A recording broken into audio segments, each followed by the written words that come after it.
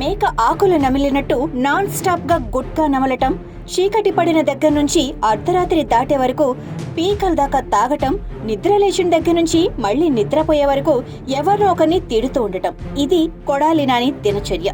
మరి ఇలాంటి life style ఉంటే ఏమవుతుంది? ఎప్పుడో ఒకసారి సడన్ గా ఫ్యూజ్ కొట్టేస్తుంది. ప్రస్తుతం కొడాలి నాని ఫ్యూజ్ ఉండనా కొట్టేనా అన్నట్లుగా ఉందని సమాచారం.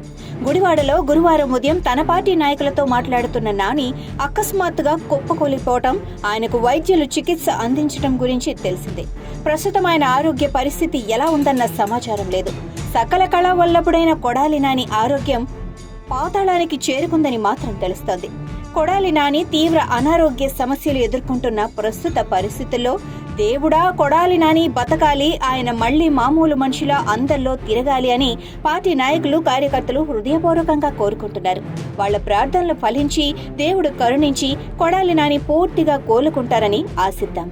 అయితే ఇక్కడ ట్విస్ట్ ఏమిటంటే, ఆయన కోలుకోవాలని కోరుకుంటున్న వాళ్ళు వైసీపీ నాయకులు, కార్యకర్తలు కాదు, టీడీపీ నాయకులు, కార్యకర్తలు. అదేంటి అనుకుంటున్నారా? అదే కొడాలి నాని విలన్ గా రంగస్థలం 2. రంగస్థలం సినిమా చూసిన వాళ్ళకి అర్థమయ్యే విషయం ఏంటంటే, సినిమా మొదట్లో విలన్ ని ఎవరో చంపబోతుంటే హీరో కాపాడుతాడు.